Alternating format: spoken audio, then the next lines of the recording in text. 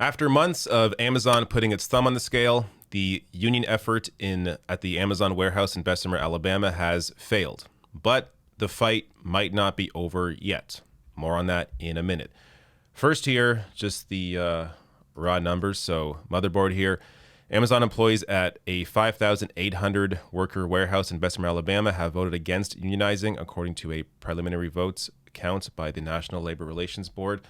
More here. The decision, which was formalized by a vote count at the National Labor Relations Board office in Atlanta, with 1,798 workers voting against the union and 738 voters in favor of the union. There were 505 contested ballots, however. Even taking into account those ballots, Amazon had enough votes to bust the union. The Retail, Wholesale, and Department Store Union has indicated that it is filing objections to Amazon's conduct during the election and related unfair labor practice charges with the NLRB.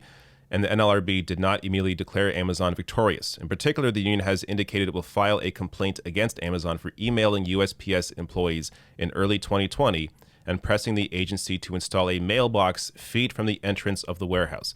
So I covered this in detail yesterday. I'm not going to get too deep into it now, but essentially it was one of many union busting efforts that Amazon took part in during this entire union process. Now, as they say here, the union is challenging the results because of the steps that Amazon took. So I'll read a bit of this Twitter thread.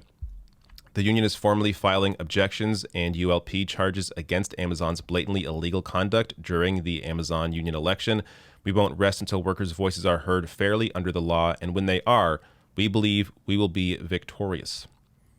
They go on to say here, we won't let Amazon's lies, deception, and illegal activities go unchallenged. Amazon knew full well that unless they did everything they possibly could, even illegal activity, their workers would have continued supporting the union.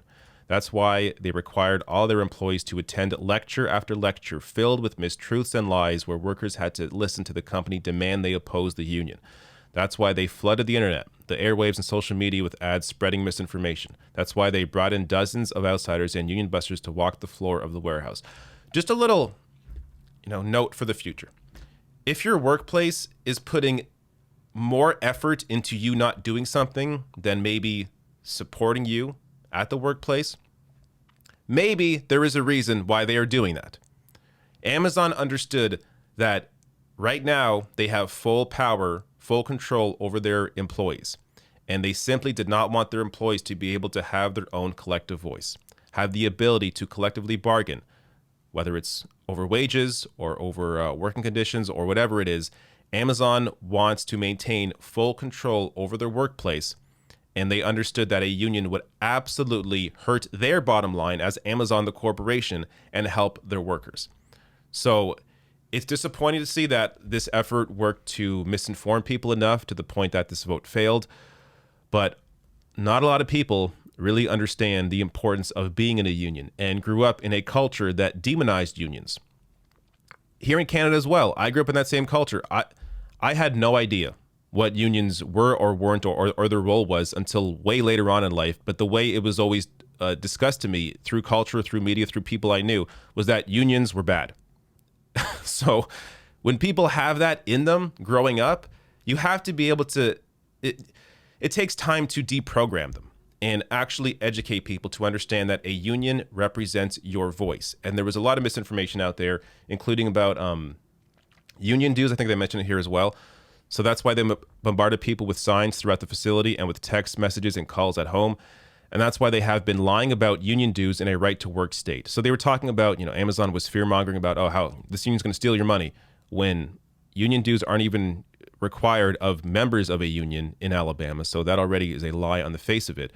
But just one of many lies, one of many ways that Amazon was working to try and break up the formation of this union. I discussed also in previous videos how they even went as far as changing the traffic lights out in front of the warehouse so that they remained green, so that less cars would stop in front of the warehouse, and giving less of an opportunity for union organizers to actually interact with people that are working at that warehouse. So they even took it to that extent. Amazon understood here that if this warehouse unionized, it was going to have a ripple effect across the country, across North America, when it in terms of their warehouses and and the ability for these people to actually stand up for themselves and have their own voice. But even with the failed vote here, putting aside the challenge, I think this is really just the start. There's always going to be, a number of failures on the road to success, and this is right now is one of those failures. But a lot of people in the future, organizers, will learn from this experience, learn how to better organize for this union in the future, and also learn how to combat the various tactics that Amazon used here to bust up this process. Now, some reactions here from Twitter. Stephen Greenhouse tweeted out, "The big takeaway from the Amazon loss should be that the playing field is tilted heavily against unions when facing anti-union employers. Amazon had access to its workers 24 hours a day, 7 days a week, while U.S. law let Amazon bar union organizers from entering the warehouse." So this also has to do with the mailbox in front, because the reason why Amazon wanted a mailbox right at the warehouse is because it allowed them to encourage employees there to vote, to bring their card in, because it's mailed to them at home. This is a process that usually Amazon has no part in. It shouldn't have any part in. It's a process that has to do with the organizers, with the employees, and the Labor Relations Board. So Amazon should have had no part in this. But by having a mailbox on the grounds, they encouraged people that work there to bring in their cards to vote no and submit it in that mailbox.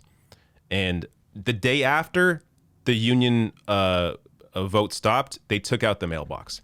So obviously it was there for that purpose, to try and influence the union result, and clearly it did. Kim Kelly here, who's done a fantastic job at following this entire process, tweeted out, "If we'd had the PRO Act in place when these workers filed their initial petition and collected those 3,000 signed union cards months ago, before Amazon had a chance to launch their union-busting onslaught, they'd already have their union." So the PRO Act, I have a video on it, actually, right here, from March 9th. If you just look up "Tim Ryan Goes Wild, Rips GOP Over Union Bill," I break down both the importance of unions, as you see here from this graph, and also what is in the PRO Act and why it is so important. So if that gets passed, it will be a huge boon for organizers and for unions that already exist, to strengthen them. It is one of these things where it's almost surprising that it's coming out of the Biden administration, but it is, and it's actually fantastic. So you can look up any breakdown on the PRO Act or watch my video on that and get a better idea of what it's about. But ultimately, it's unfortunate that this failed. But as I said, I think this will have an impact going forward. There's going to be lessons learned, and it's going to have an influence on future organizers to better understand how to organize their workplace. And eventually, at some point, I do think that they are going to be victorious.